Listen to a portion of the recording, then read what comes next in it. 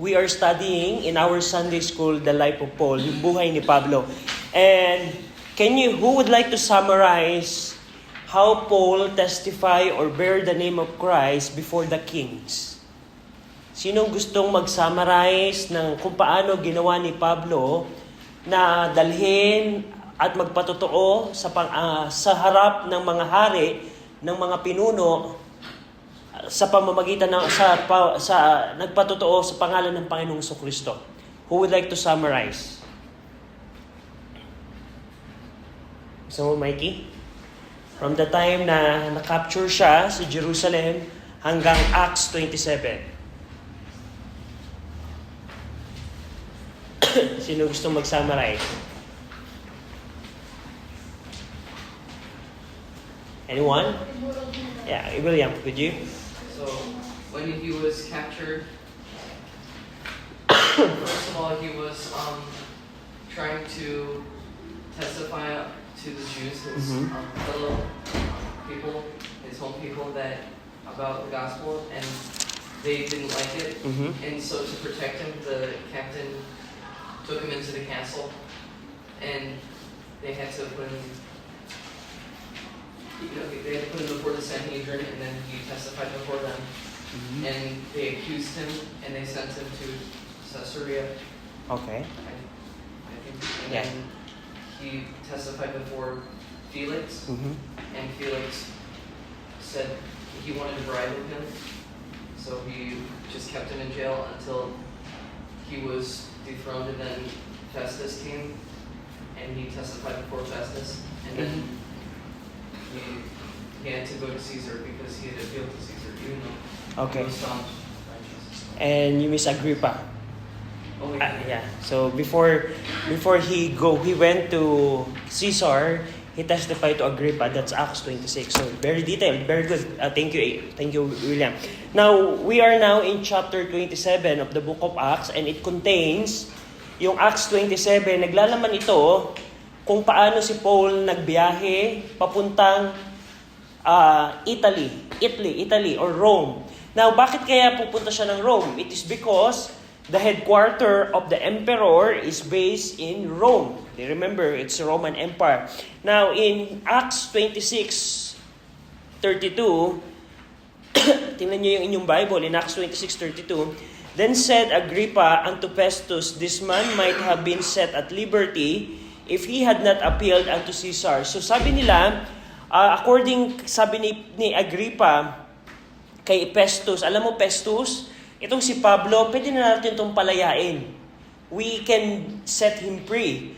But he demanded na makausap ang emperor. So, ang ginawa nila, hindi pinalaya si Pablo dahil nag-request at gusto ni Pablo na mag-appeal before Caesar.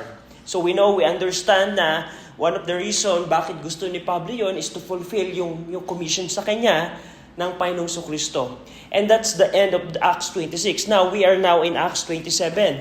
Now itong Acts 27, verse 1 to 3, tingnan nyo to. And when it was determined that we should sail into Italy. Now, napansin nyo yung pronoun we?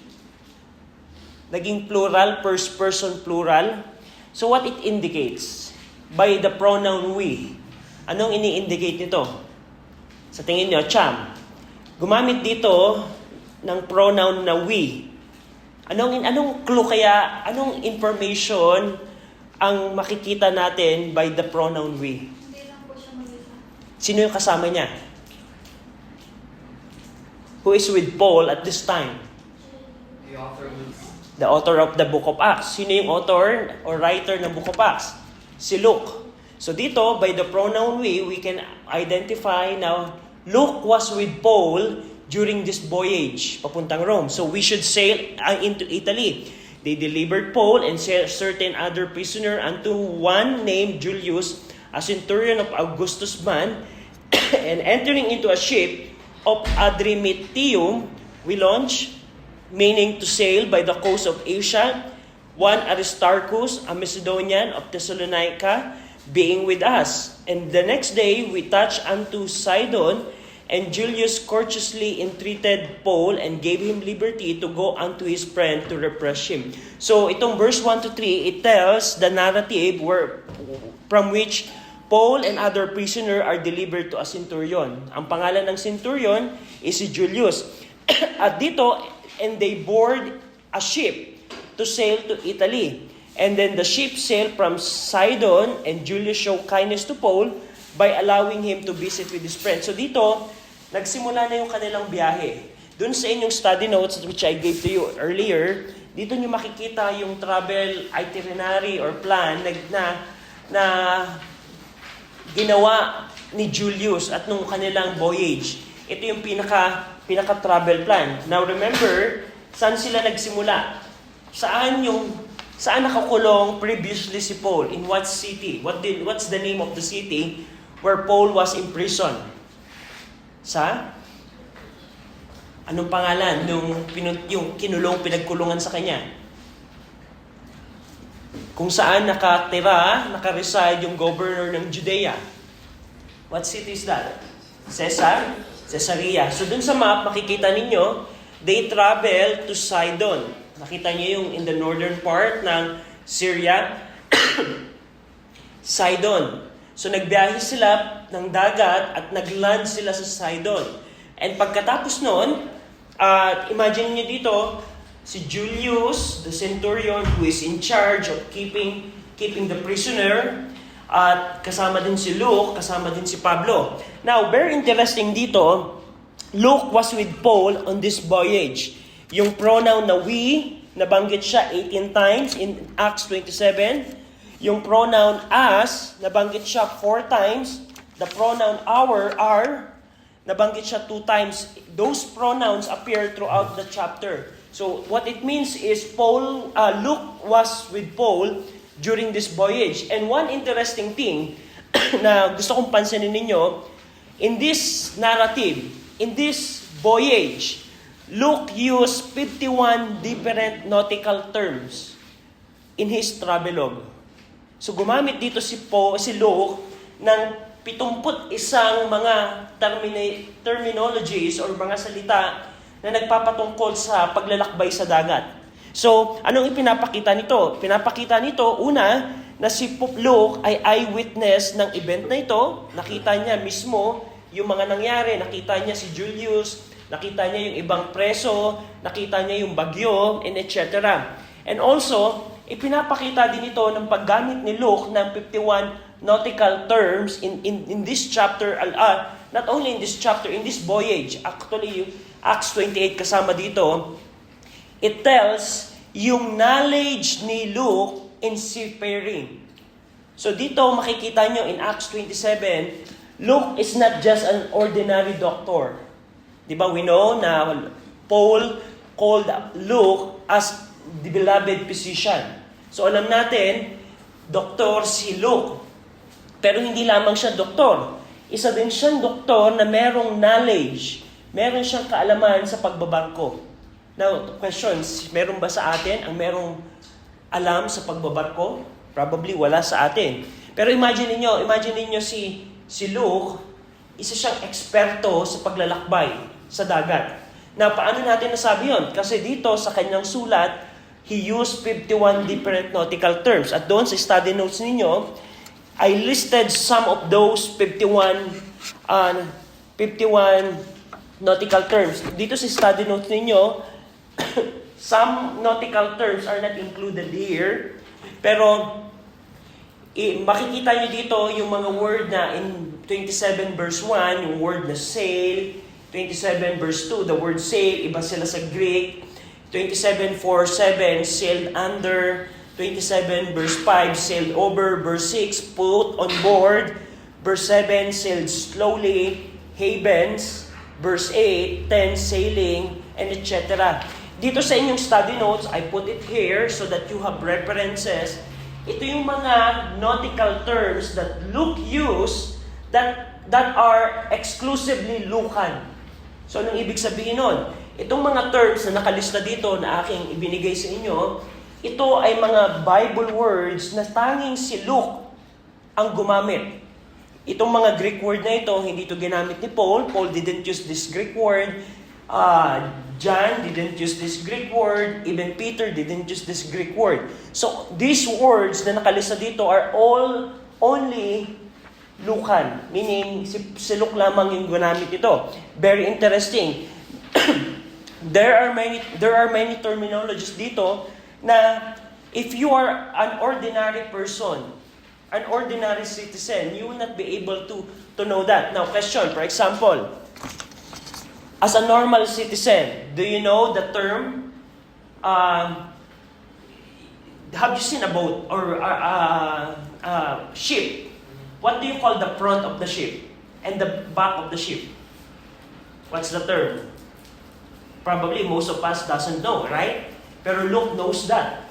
What do you call when you're traveling through the sea, ano ang tawag kung ikaw ay magta-travel near the land? May term ang mga marino doon. The marine people have specific terminologies doon. And Luke knows that. And those are just example that reflects Luke's knowledge about seafaring. So, very interesting to na makita natin. So, dito, pwede nyo itong makita. And probably we're going to see these words as we go along in verse 27. Now, in verse number 4 and 5, Acts 27 verse 4 and 5, and when we had launched from thence, we sailed under Cyprus, because the winds were contrary.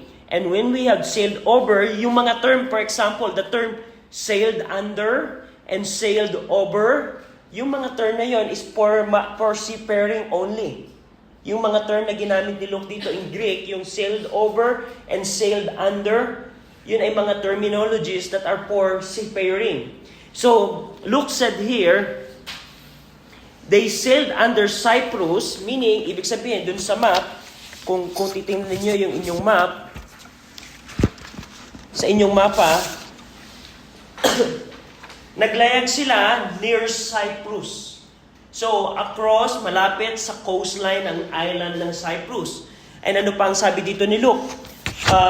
They sailed under Cyprus, and when they had sailed over the Sea of Cilicia and Pamphylia, they sailed over the Sea of Pamphylia and Lycia. And we came to Myra, a city of Lycia. So dito ang summary nito. So verse 4 and 5, it tells how they launched from Sidon to Myra. So anong kanilang dinaanan? Dumaan sila near Cyprus. They sailed under Cyprus. And they sailed over the Sea of Pamphylia and Lycia. So, that's what happened. Now, in verse number 6,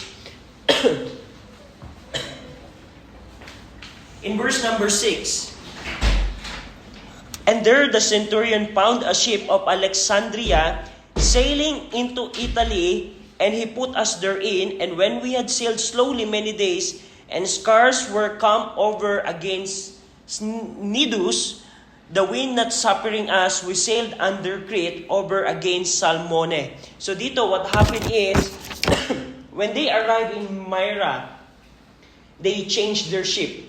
Nung nakadaong na sila sa lugar ng Myra, yung kanilang sinakyang barko from Sidon, hindi ito magbabiyahe papuntang Italy. So anong ginawa nila? They transferred their ship.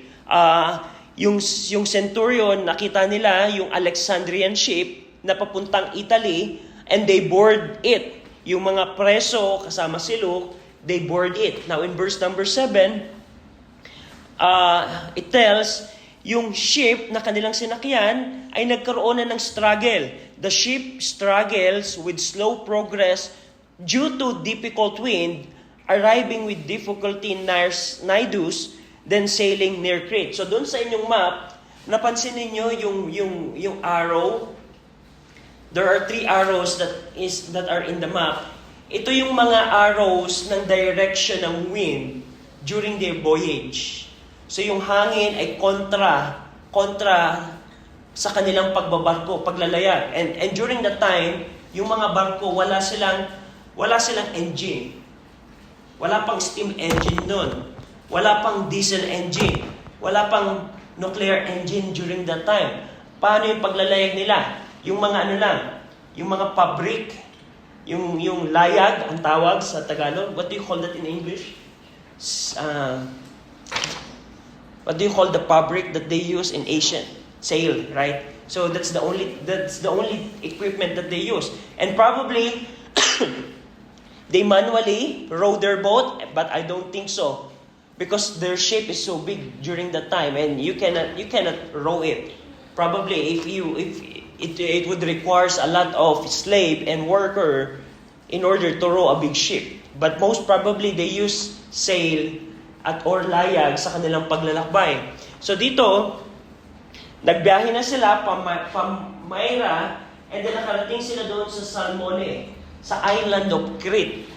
Sa island of Crete. Now, this island is significant in the Bible because when Paul wrote to Titus, yung book of Titus na ating pinag-aaralan, ang background nito is the island of Crete. So, si Titus, nung sinulatan ni Paul, si Titus during that time ay nasa Crete. So, very significant ito sa Bible, yung island ng Crete. Now, in verse number 8 and 9, and hardly passing it, came unto a place which is called the Fair Havens, nigh whereunto was the city of Lasea. Now when much time was spent, and when sailing was now dangerous, because the pass was now already passed, Paul admonished them. So dito, they reached a place which we called the Fair Havens, near the city of Lasea. So ano yung havens dito? Another nautical terminology ito. Doon sa study note ninyo, tingnan niyo yung meaning ng haven. In 27:8, the word haven in Greek is limen. It refers to a place on the coast where ship can dock and take on or discharge cargo or passenger. It is often associated with safety for ship, trade, and maritime activities. So habang naglalakbay sila, while the wind is not suitable for travel, they dock into what you call Fair Haven. So yung Fair Haven dito na tinutukoy, ito yung isang lugar kung saan pwede kang mag-stop over. Halimbawa, if mabagyo, matindi yung alon, siguro pagdidesisyonan ng captain, wag muna tayong maglakbay, tumigil muna tayo dito sa isang lugar. And that's what they did. They stopped in Fair Haven. They docked there. Probably the captain decided what we should do. Are we going to pursue our travel, going to Rome, or are we going to stay here until the storm or the sea calm? So yun yung nangyari. Dito sabi ni Luke, Paul admonished them. So dito nagsalita si Pablo. Ano kaya sasabihin dito ni Pablo? Tingnan natin yung verse 10. Verse number 10. And said unto them, Sirs, I perceive that this voyage will be with hurt and much damage, not only of the lading and ship, but also of our lives. So dito sabi ni Paul, wait a minute, sir. Yes, nandito na tayo ngayon sa Fair Haven. We are resting kasi mapanganib ang paglalakbay. Pero I'm telling you, ang ating paglalakbay ay merong kapahamakan. Hindi lamang masisira yung ating barko, kundi malolos natin, mawawala natin yung mga lading. Now, the word lading is very interesting kasi another nautical term yan. Yung landing na tinutukoy dito is portos in Greek. It refers to the goods or merchandise that are carried by a ship. So yung word na ginamit dito ni Luke na lading, yung lading, nagpapatungkol ito sa mga goods or merchandise inside the ship during the travel. So that's another nautical term na ginamit dito ni Luke. Sabi ni Paul, sirs, mga captain, mga centurion, huwag na tayong magtumuloy sa paglalakbay. Let's just stay here for a while because our ship will get damaged. Not only the ship, but also the lading or the goods in the ship. Now, do you think they will hear Paul? They will obey Paul? No. And that's why in verse number 11 and 12, Tingnan ninyo, even Paul admonished them, nevertheless, verse 11 and 12, nevertheless, the centurion believed the master and the owner of the ship more than those things which were spoken by Paul. And because the haven was not commodious to winter in, so another problem, the place haven where they dock is not suitable during winter. So probably hindi siya suitable na manatili doon sa taglamig. Kaya ang sabi nila, the more part advised to depart thence. Also, if by any means they might attain to Penice, and there to winter, which is a haven of Crete, and lie toward the southwest and northwest. So, very interesting again. Luke used different nautical terms. So, in verse 11, you see there the word master. The word master there, it refers to the person responsible for navigating and steering a ship, ensuring its safe passage through the water. Yung master doon, term siya na ginagamit ng mga marino para ipakita sino yung pinuno, sino yung responsible sa pagmamaneho ng barko. That's what we call captain in our time. Remember, sa ating panahon, ang pangalan ng pinuno ng barko ay kapitan. Kapitan. Pero during the ancient Greek, ang term na ginagamit nila is master. Pangalawa, yung owner of the ship, another nautical term doon. Ano yung in Greek it called naokleros. In Greek, it refers to the person who owns a ship or is responsible for its operation. Yung owner of the ship, the King James translator translated it very clear. Na yung Greek word noon na naokleros, it refers sino yung nagmamay-ari. Sino yung responsible ng voyage na yun or ng ship na yun. So, when Paul admonished them, let's just stay here in Fair Havens. Do you think they listened? No, they didn't listen. Ano yung mga factor? What are the factor that they consider why they pursue in their travel? Una, yung Fair Haven is not suitable during winter. So they advise, dun sa map ninyo, going back sa inyong map, napansin niyo yung Fair Haven? So they decided na let's just go to Penice, another haven in Crete, at sabi nila, that is more suitable during winter. So that's why, when they stopped in Fair Haven, they didn't listen to Paul, and they departed from Fair Haven. So, during their departure from Fair Haven, ito na ang problem. Ito na ngayon ang problema na nangyari. Verse 13 and 14.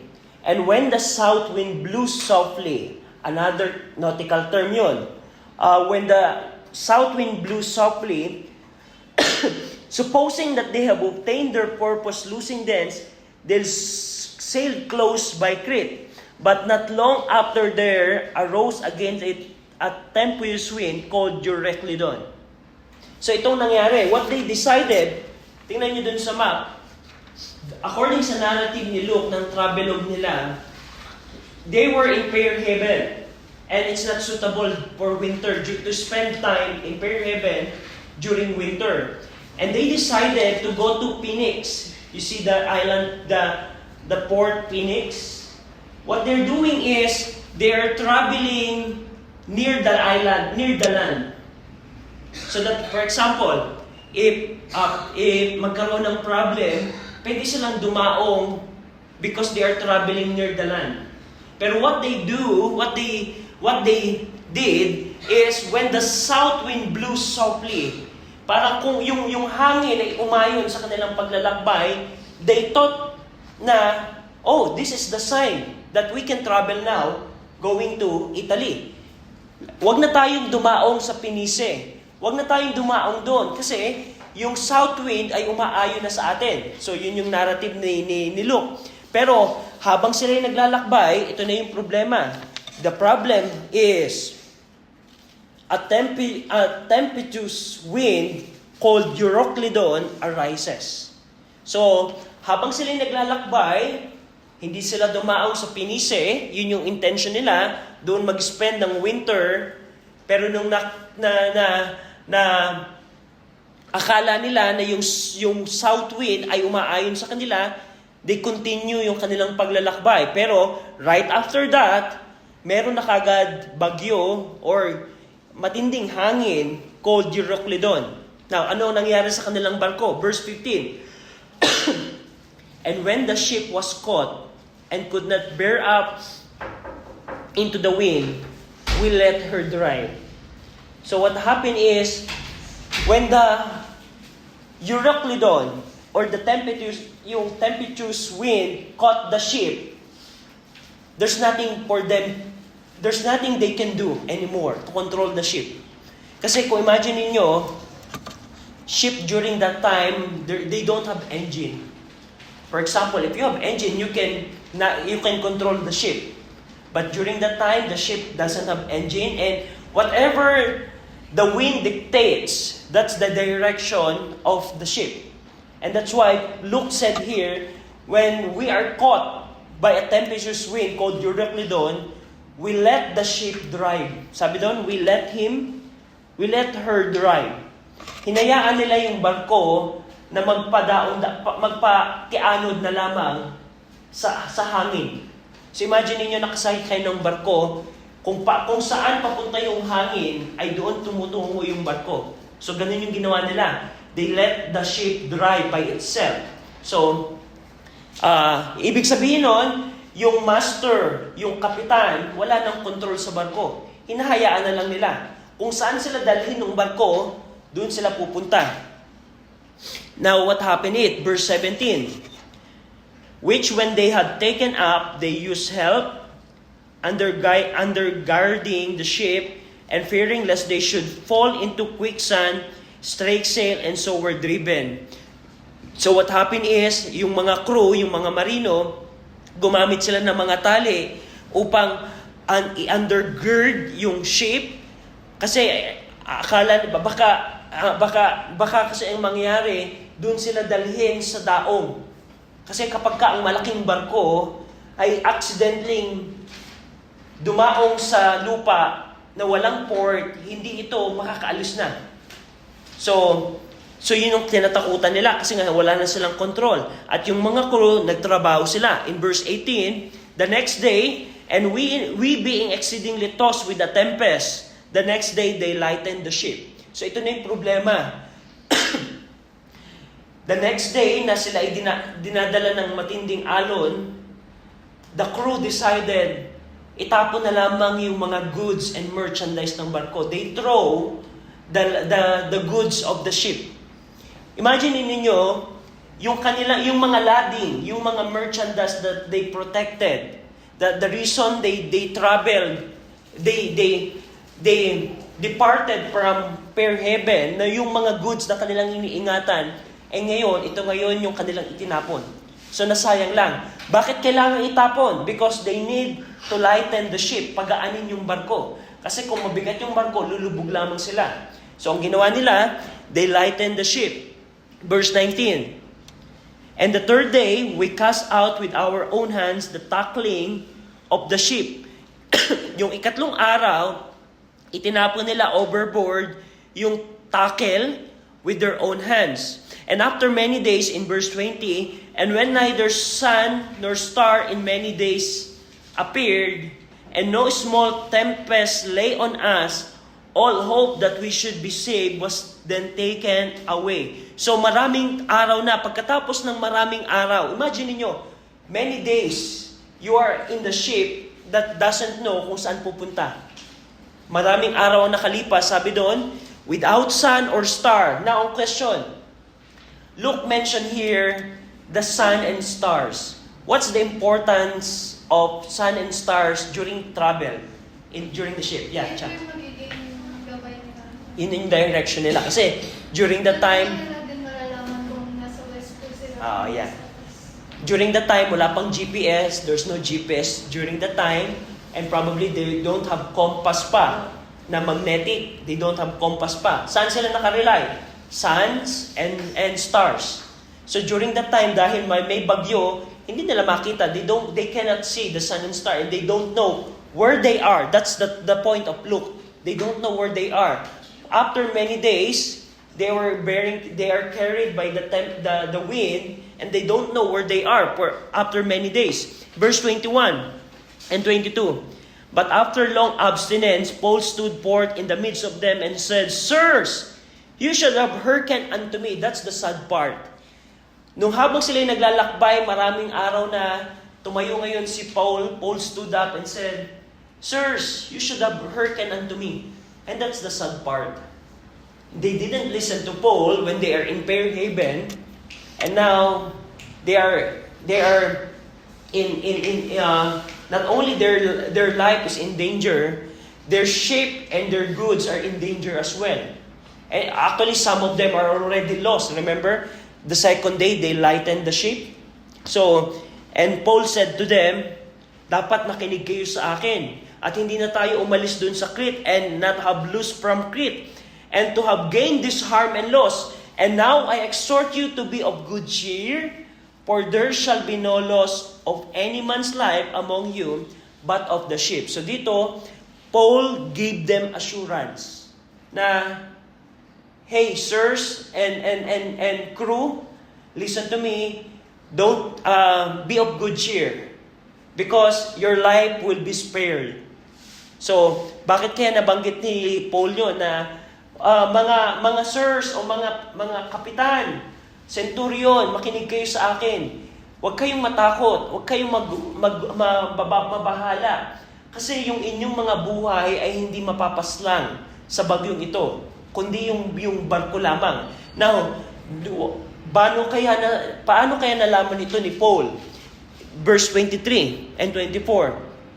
How did Paul know that their lives will be spared in this tragedy? Verse 23 and 24 says, For there stood by me this night the angel of God, whose I am and whom I serve, saying, Fear not, Paul, thou must be brought before Caesar, and lo, God had given thee all them that sail with thee. So this is the reason. During the tempest wind, during the storm, and during Luke and Paul and other prisoner and other people are in the ship, they're worrying about what would happen to their lives. God gave Paul an assurance. Don't worry, Paul, you will go to Rome. Remember Acts 9? Still remember the commission of Jesus Christ to Paul, that he will bear the name of Christ before the kings? And that's the will of God for Paul during that times. That's why angel of the Lord assured Paul, don't worry, you will appear unto Caesar. And that's why this verse tells that Paul appeared before Caesar, before the emperor. So, and we know na during his appearance kay Caesar, we don't have the record in the Bible what happened there, pero we are sure that Paul testified and became witness before the emperor. So, that's what happened. Verse 25 and 26. Wherefore, sirs, be of good cheer, for I believe God, that it shall be even as it was told me, howbeit we must be cast upon a certain island. So dito, kausap ni Pablo yung mga master, kausap ni Pablo yung owner of the ship, kausap dito ni Pablo yung centurion, at ang sabi niya, huwag kayong mabahala kasi ako'y naniniwala na maliligtas tayo at tayo ay mapupunta sa isang island. So titingnan natin which island they landed. Now verse 27. Verse 27, but when the 14th night, so imagine niyo, almost 2 weeks silang in the sea. They're in the middle of the sea, not knowing where they are, without the control of they cannot control the ship during the time, and 2 weeks silang ganun ang situation nila. According kay Luke, but when the 14th night was come, and we were driven up and down in Andria, about midnight, the shipmen deemed that they drew near to some country. So, habang sila, 2 linggo na silang palakbay-lakbay, yung mga marino nakakita ng island.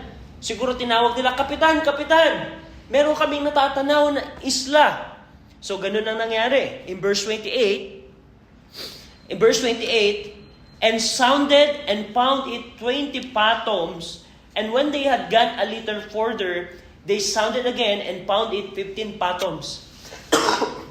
Now, yung excuse me. Yung term na fathoms, another nautical term yan. Now, during that time, during ancient Greek travel, wala silang mga sonar.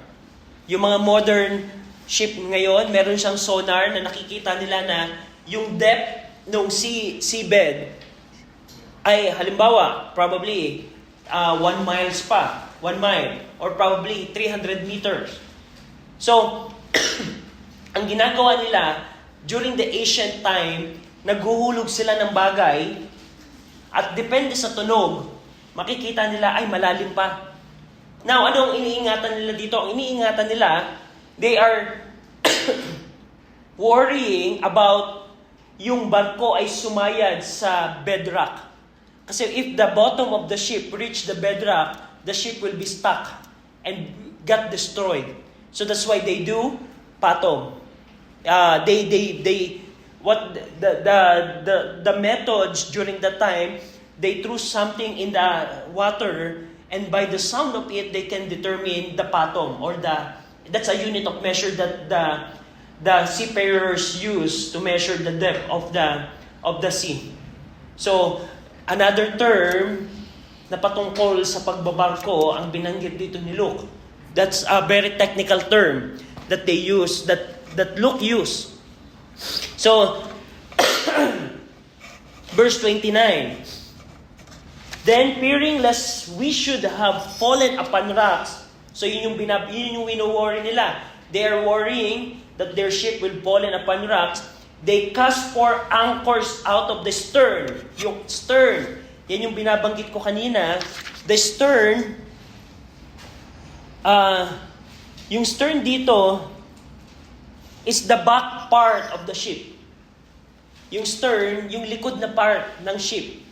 Sa atin, normal natin, pag dinescribe natin, halimbawa, for example, nasa barko tayo. Halimbawa, sinabi ko sa inyo that let's meet up at the back of the ship. Ang term na gagamitin probably natin is back of the ship. Pero sa mga marino, for seafaring people, they have their own terminology. And Luke used that. So, that's the stern. Hello. And after that, in verse number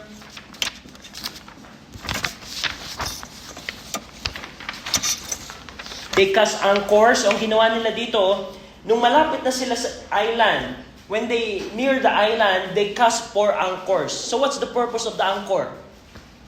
Hold the ship. To hold the ship. That's their brake. To stop the ship from moving forward or any direction. So they cast 4 anchors to stop the ship because they're worrying that the ship would reach the rock, the bedrock. Verse number 29, 30, and 31. And as the shipmen were about to flee out of the ship, when they had let down the boat into the sea, under color as though they would have cast anchor out of the poor ship, Paul said unto the centurion and to the soldiers, except this abide in the ship, ye cannot be saved. So dito, yung mga tao gusto nang tumalon. Nung nakita nila na malapit na yung island, when they saw that the island is near, the shipmen want to jump into the sea. And Paul warned them, no, centurion, if they will do that, they will be killed during the process. Now, in verse 32 and 32, then the soldier cut off the ropes of the boat and let her fall off. Verse 33, and while the day was coming on, Paul besought them all to take meat, saying, this day is the 14th day that ye have tarried and continued fasting, having taken nothing. Wherefore I pray you to take some meat, for this is for your health, for there shall no hair fall from the head of any of you. So, for almost 2 weeks, hindi kumain yung mga marino. They didn't eat because of that incident. So, it tells how the horror tragedy na naranasan nila. almost hindi sila kumain. At dito, Paul encouraged them na kumain kayo. I assure you na hindi kayo mapapahamak. I assure you that your lives will be spared. So don't worry. Yun yung message dito ni Paul. In verse 40 and 41, verse 35 and 36, and when he had thus spoken, he took bread and gave thanks to God in presence of them all. And when we had broken it, he began to eat. Then were they all of good cheer, and they also took some meat. So kumain sila. Verse 37, and when we were in all into the ship, 260 soul. Ito ang dami. Merong 276 people aboard ng barko na yon. And after eating, sabi dito, and when they have eaten enough, verse 38, they lightened the ship and cast out the wheat into the sea. Another time that they throw something out of the ship. Bakit? Kasi, ang worry nila is yung bottom of the ship would hit the rock of the sea bed. So, ang ginagawa nila, in order to make the ship afloat, they tinapon nila yung mga goods, yung wheat, yung mga lading na kanilang iningatan, merchandise na kanilang iningatan during the travel. Verse 39, and when it was day, they knew not the land, but they discovered a certain creek with a shore into the which they were minded, if it were possible to thrust into the ship. And when they had taken up the anchors, they committed themselves unto the sea and loosed the rudder bands and hoisted up the mainsail to the wind and made toward the shore. And falling into a place where two seas met, they ran the ship aground, and the fore part stuck fast and remained unmovable, but the hinder part was broken with the violence of the wave. So what happened is, even they stopped, even they put anchors, even they lightened the ship, hindi nila napigilan yung pagsayad ng barko. So ito yung problema ng malaking barko. If a large ship got stuck in the beach, yung sa daong, pag na-stuck siya sa daong, hindi mo na siya makukuha. Sabi dito ni Luke, it became unmovable. Yung unahan ng barko, ang nangyari, sumayad siya sa buhangin ng dagat, at pagkatapos noon, nasira yung likod ng barko. So that's what happened. Verse number 42.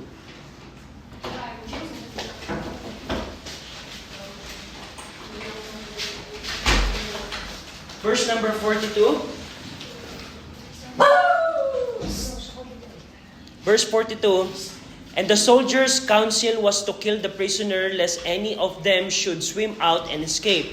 But the centurion, willing to save Paul, kept them from their purpose and commanded that they which could swim should cast themselves first into the sea and get to land. So, yung centurion, yung mga sundalo, yung mga